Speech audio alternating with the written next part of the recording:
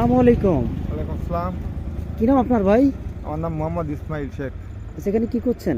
এখানে ধান load unload করতেছি। ও আচ্ছা, এই টিমটা আপনার টিম? জি। আচ্ছা, কতজন শ্রমিক আছে আপনার হাতে? 25 জনের মতো। ও আচ্ছা, তো এই শ্রমিকরা কি পার ডে বেতন দেন নাকি মান্থলি বেতন হয় এদের? না, এদের হচ্ছে জায়গায় আপনার এই কাজটা হয় প্রোডাকশনের উপরে। এক বস্তা ধান বইলে আমরা 7 টাকা পাই। আচ্ছা আচ্ছা, এইটা যা হয় প্রতি 2 দিন অন্তর 3 দিন অন্তর যা হয় সব ভাগ করে সবাই দিয়ে দিই। তাহলে একজন শ্রমিক দিনে 500-700 টাকা পায়?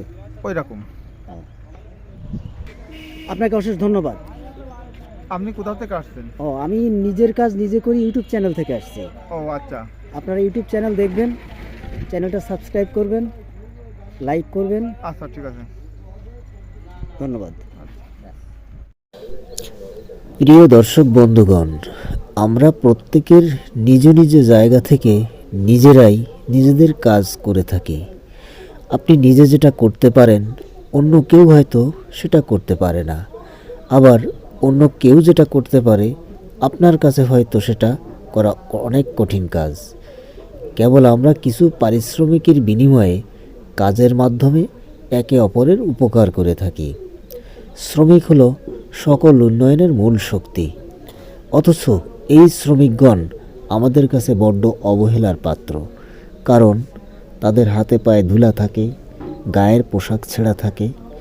একবার ভাবুন তো, যদি কোনো শ্রমিক না থাকতো তাহলে দেশের কোনো উন্নয়নই হতো না।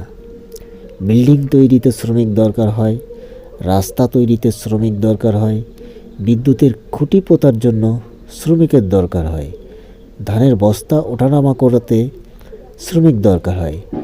সুখী ব্যক্তির সুখের প্রাসাদও এই শ্রমিক ভাইয়েরা নির্মাণ করে দেন। সুতরাং শ্রমিক হলো সকল উন্নয়নের প্রাণশক্তি। আর অবহেলা নয়, আমার মনে হয় শ্রমিকদের দেখলে দাঁড়িয়ে স্যালুট করা উচিত, তাদের কাজের উচ্চ মূল্যায়ন করা উচিত, তাদের সাথে সম্মান করে কথা বলা উচিত।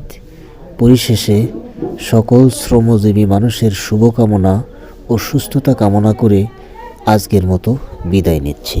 সকলকে ধন্যবাদ।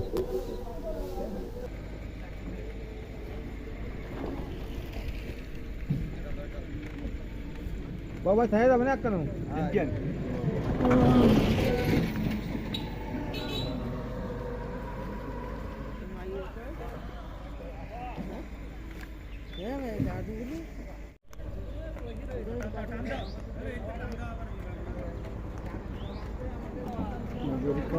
ওইটা একখান দে, সব উঠবে তো।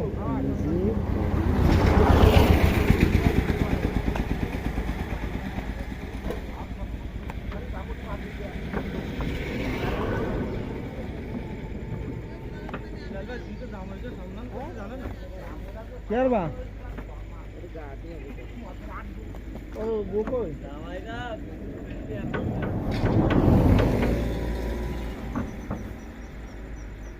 ওটা দিকে একটু ধরেন।